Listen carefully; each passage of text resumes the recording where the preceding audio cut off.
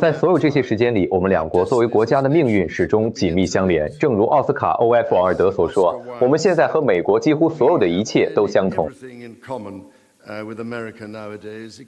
当然，除了语言。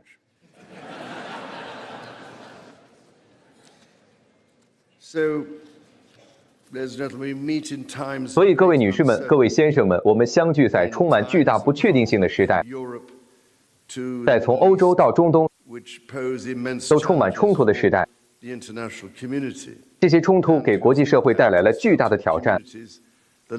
他们的影响也波及到我们两国各地的人民。在我们相聚的不久前，就在这座宏伟建筑不远处曾发生了一起事件。那起事件试图伤害贵国的领导人，并煽动更广泛的恐惧和不和。请允许我坚定不移地说，这种暴力行为绝不会得逞。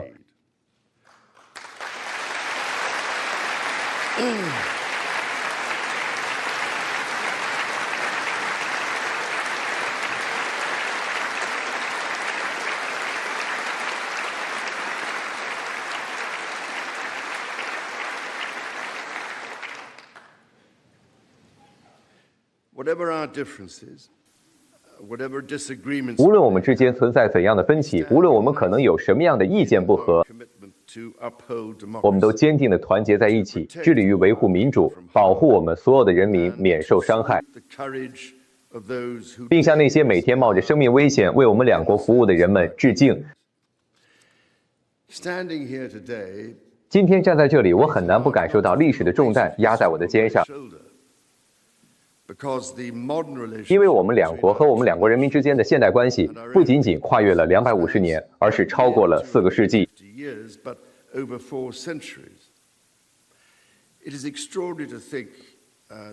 讲到我是我们君主世系中第19位，每天关注美国事务的君主，这真是非同寻常。所以我今天来到这里，怀着对美国国会的最高敬意。这座民主的堡垒，它的建立是为了代表所有美国人民的声音，以推进神圣的权利和自由。在这座著名的辩论和审议殿堂里发言，我情不自禁地想起了我已故的母亲伊丽莎白女王，她在1991年也曾获得这份殊荣。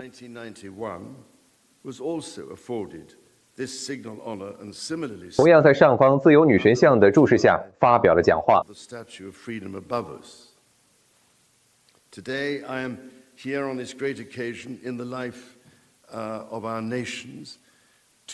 今天我来到我们两国生命中的这个重要时刻，是为了表达英国人民对美国人民最崇高的敬意和友谊。现在大家可能知道，当我在威斯敏斯特向我自己的议会发表讲话时，我们仍然遵循一个古老的传统，那就是扣押一名议员作为象征性的人质，将他扣留在白金汉宫，直到我安全返回。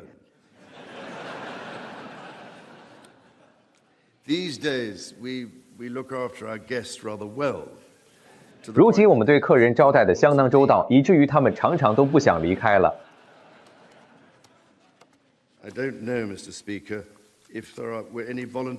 议长先生，我不知道今天这里有没有人自愿扮演那个角色。议长先生，当我回顾几个世纪的历史时，会浮现出某些模式、某些不言而喻的真理，我们可以从中学习并汲取共同的力量。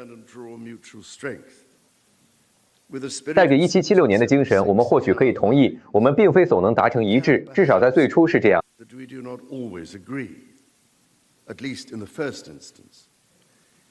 事实上，你们国会成立的根本原则无代表不纳税，曾是我们之间的一个根本分歧，但同时它也是你们从我们这里继承的一个共同的民主价值观。我们的伙伴关系诞生于争执，但因此也毫不逊色。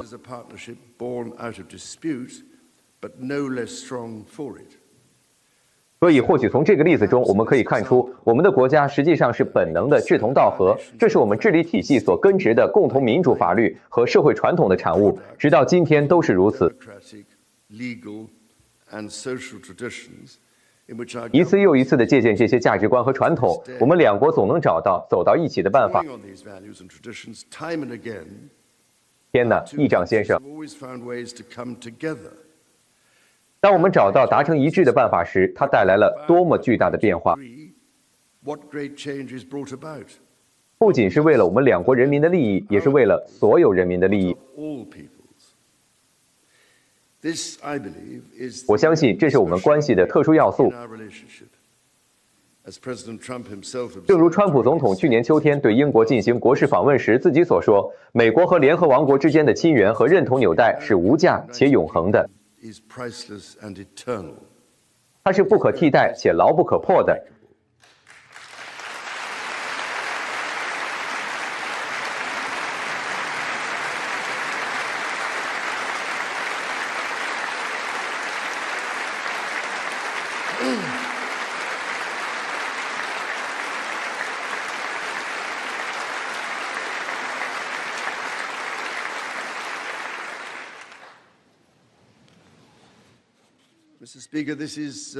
议长先生，这绝不是我第一次访问华盛顿特区，这个伟大共和国的首都。事实上，这是我第20次访问美国，也是我第一次以国王和英联邦元首的身份到访。这座城市象征着我们共同历史中的一个时期，或者用查尔斯·欧狄更斯的话来说，也许就是一部双乔治记。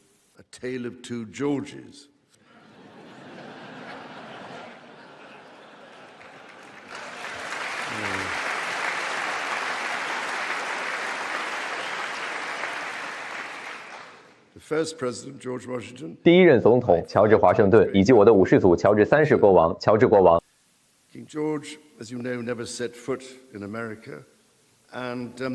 正如大家所知，从未踏足美国。请各位女士们、先生们放心，我来此绝不是为了什么狡猾的后卫行动。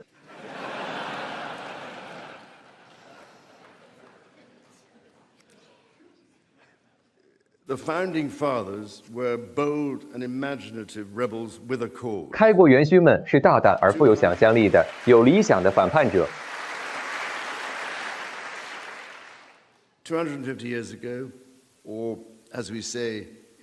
250年前，或者就像我们在联合王国说的那样，就在前几天，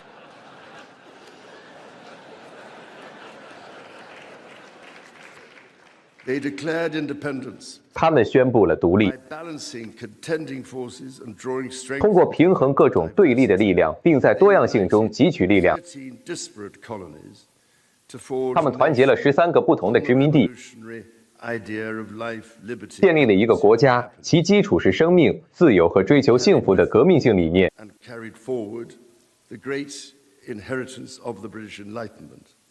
他们传承并发展了英国启蒙运动的伟大遗产，以及那些在英国普通法和大宪章中拥有更深远历史的理想。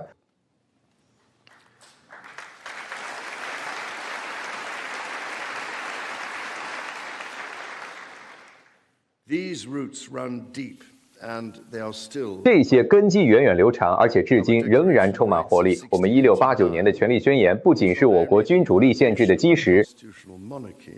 还为美国1791年权利法案中许多原则提供了源头。这些原则常常被逐字逐句的重复。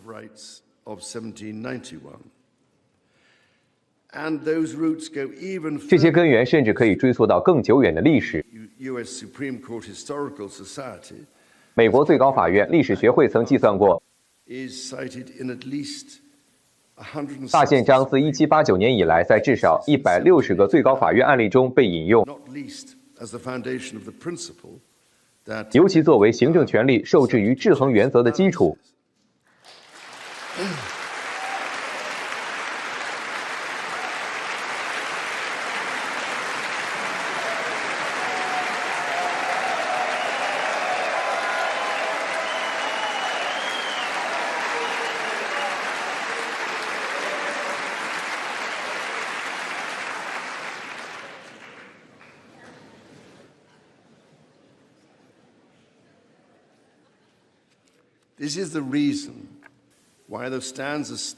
这就是为什么在泰晤士河畔的兰尼米德，也就是1215年大宪章签署的地方，立着一块石头。这块石头记载着，英国人民将那片古老而具有历史意义的土地上的1英亩赠予了美利坚合众国，以象征我们共同支持自由的决心，并纪念约翰·肯尼迪总统。第119届国会的各位尊敬的议员们就在这里。在这些大厅之中，这种自由的精神和美国开国元勋们的承诺，在每一次会议、每一次投票中都清晰可见。它并非出自一人之意志，而是通过许多代表美国生动马赛克式多元社会的议员们共同审议而成。在我们两国，恰恰是我们充满活力、多元且自由的社会本身，赋予了我们集体的力量，包括支持那些不幸遭受我们两国社会今日仍存在的某些悲剧性弊病之害的受害者。议长先生，对于在座的许多人，也包括我自己，基督教信仰是一个坚定的精神支柱和日常的灵感来源。它指引着我们，不仅是在个人生活上。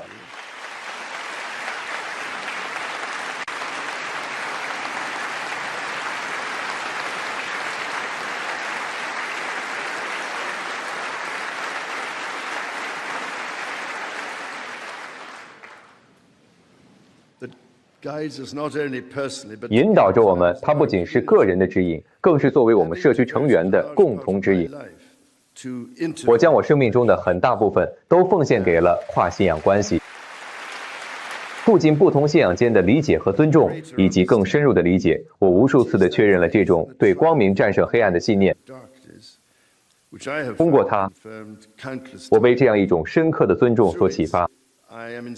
当不同信仰的人们在相互理解中成长时，这种尊重就会油然而生。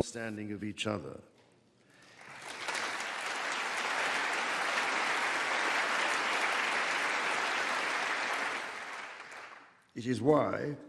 it is my hope, my prayer, that in these turbulent times, 这就是为什么我希望我祈祷，在这个动荡的时代，我们与国际伙伴携手合作，能够阻止将犁头打造成刀剑。I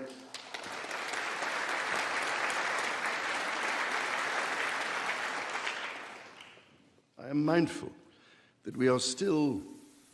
in the season of Easter. 我知道我们仍然处于复活节期间，这个季节最能增强我的希望。这就是为什么我全心全意地相信，我们两国国家的本质是慷慨的精神，以及培养同情心、促进和平、加深相互理解，并珍视所有信仰和无信仰的人的责任。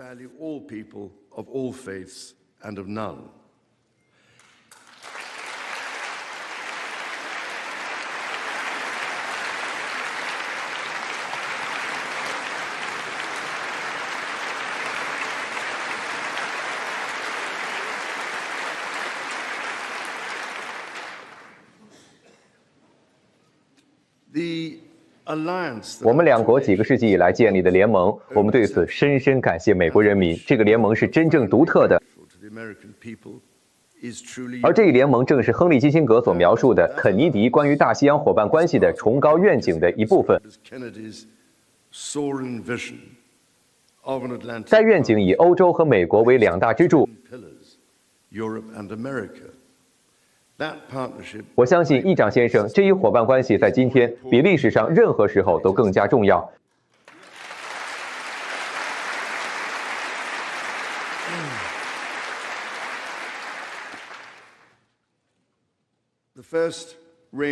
第一位踏上美国土地的在位英国君主是我的祖父乔治6世国王。他于1939年与我挚爱的祖母伊丽莎白王太后一同访问了美国。当时欧洲的法西斯势力正在进犯，而美国在加入我们共同捍卫自由之前也经历了一段时间，我们的共同价值观取得了胜利。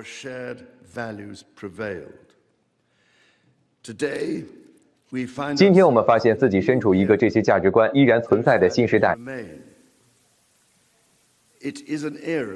that is in many ways more volatile. 这是一个在许多方面都比我已故的母亲在1991年在这个议事厅讲话时所面对的世界更加动荡和危险的时代。The challenges we face 我们面临的挑战太巨大了，任何一个国家都无法独自承担。但在这种不可预测的局势下，我们的依赖不能仅仅基于过去的成就，也不能想当然地认为那些基本原则会自然而然地延续下去。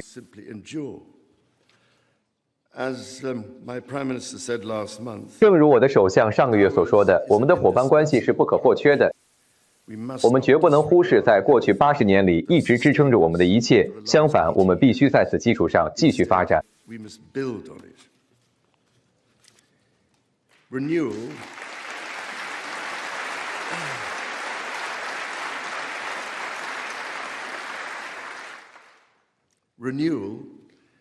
今天的重塑始于安全。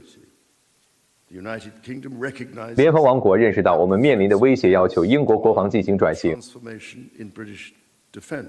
这就是为什么我们国家为了适应未来，承诺进行冷战以来最大规模的持续国防开支增长。在冷战的某个时期，50多年前，我曾无比自豪地在皇家海军服役，追随了我父亲爱丁堡公爵菲利普亲王，我祖父乔治6世国王，我叔祖父蒙巴顿勋爵，以及我曾祖父乔治5世国王的海军足迹。This year, of course, also marks the 25th anniversary of 9/11. This atrocity was 当然，今年也标志着911事件25周年。这场暴行是美国的一个决定性时刻，你们的痛苦和震惊传遍了全世界。During my visit to New York, 在我访问纽约期间，我的妻子和我会再次向受害者、他们的家人以及面对巨大损失时所展现的勇气表达敬意。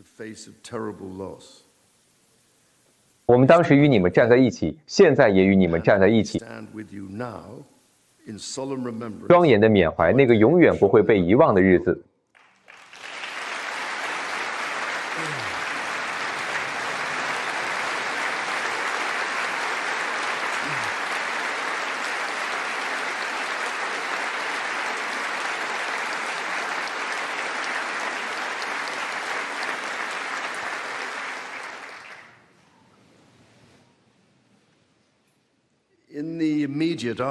在911事件发生后，当北约首次援引第5条款联合国安理会团结一致对抗恐怖主义时，我们共同响应了号召。就像我们的人民100多年来一直做的那样，肩并肩地经历了2次世界大战、冷战、阿富汗战争，以及那些定义了我们共同安全的时刻。议长先生，今天捍卫乌克兰及其最勇敢的人民，也需要同样坚定不移的决心。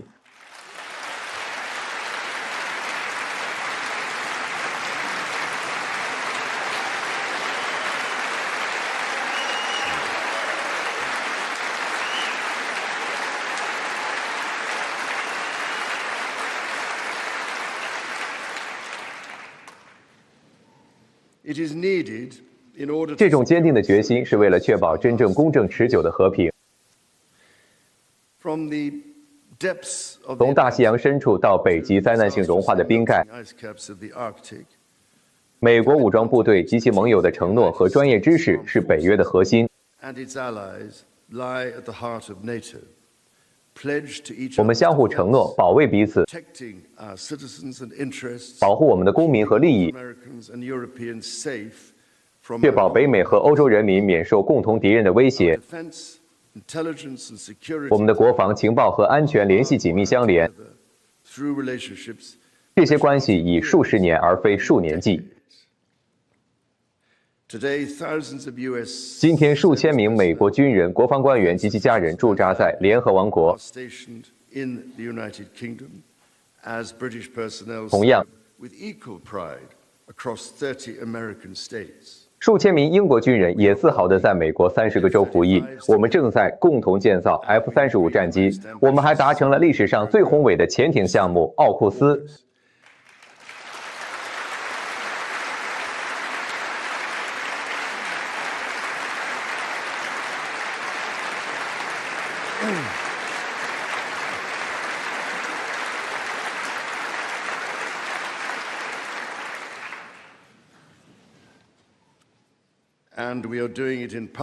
我们正在与澳大利亚合作开展这些工作。作为这个国家的君主，我也为此感到无比自豪。我们共同开展这些非凡的努力，并非仅仅出于情感。我们这样做是因为他们能为未来建立更强大的共同韧性，从而让我们的公民在未来几代人中更加安全。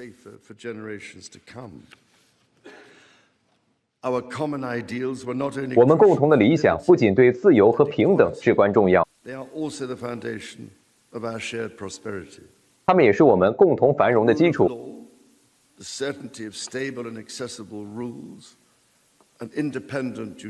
法治、稳定且易于理解的规则的确定性，解决争端并提供公正司法的独立司法机构。这些特点为我们两国几个世纪以来无与伦比的经济增长创造了条件。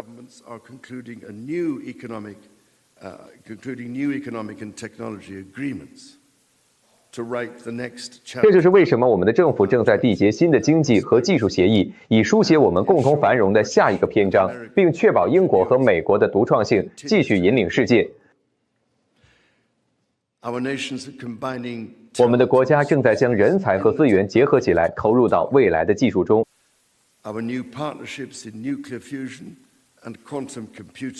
我们在核聚变、量子计算、人工智能和药物发现领域的新伙伴关系有望拯救无数生命。更广泛的来说，我们庆祝每年4300亿美元且持续增长的贸易额，1.7万亿美元的相互投资，推动着创新，以及在大西洋两岸支撑着两国经济的数百万的就业岗位。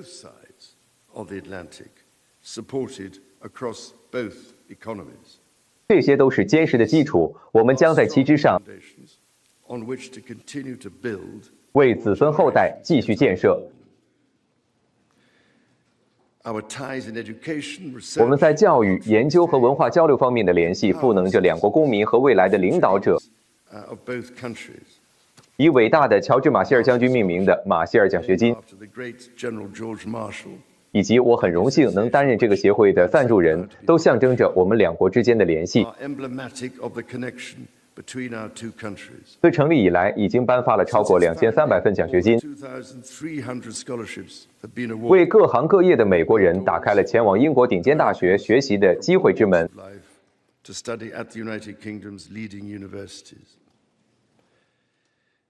因此，当我们展望未来250年时，我们也必须反思我们共同的责任，去保护自然，我们最宝贵和不可替代的资产。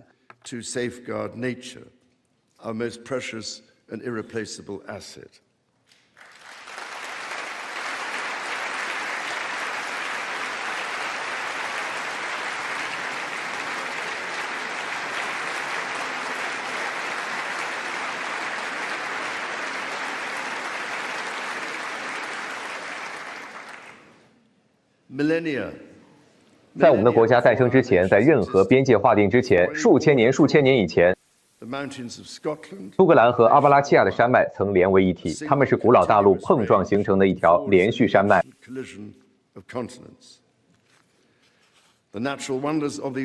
美利坚合众国的自然奇观确实是一笔独特的财富，一代又一代的美国人响应了这一号召。原住民、政治和公民领袖以及城乡居民都帮助保护和培育了西奥多·罗斯福总统所说的这片土地非凡自然风光的光荣遗产，而这片土地的繁荣在很大程度上一直都依赖于此。然而，即使在我们庆祝周围环绕的美景之时，我们这一代人也必须决定如何应对关键自然系统的崩溃。这种崩溃所威胁的远不止自然的和谐与基本多样性。我们若忽视以下事实，必将自担风险。这些自然系统，换言之，自然自身的经济，为我们的繁荣和国家安全提供了基础。and our national security.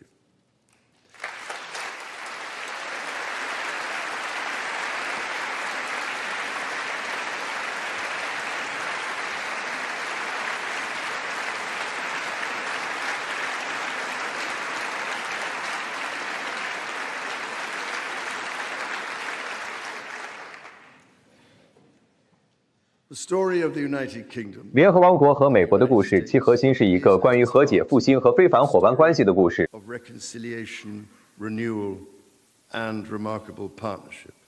从250年前的痛苦分裂中，我们建立了一种友谊，这种友谊已经发展成为人类历史上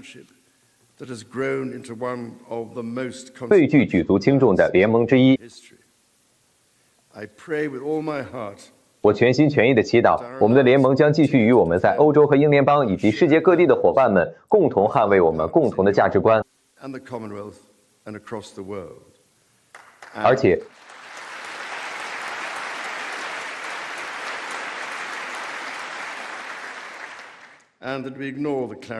祈祷我们能够无视那些愈发强烈的内向孤立呼声。议长先生、副总统先生、各位来宾、女士们、先生们，美国的言语举足轻重，意义深远，自独立以来一直如此。这个伟大国家的行动更为重要。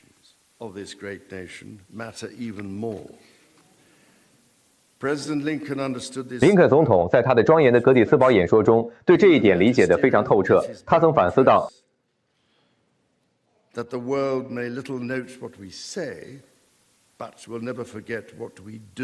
世界或许不会在意我们说了什么，但永远不会忘记我们做了什么。因此，在美利坚合众国250周年诞辰之际，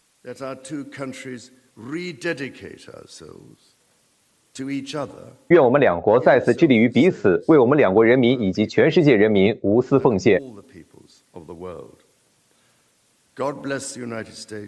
愿上帝保佑美国，愿上帝保佑联合王国。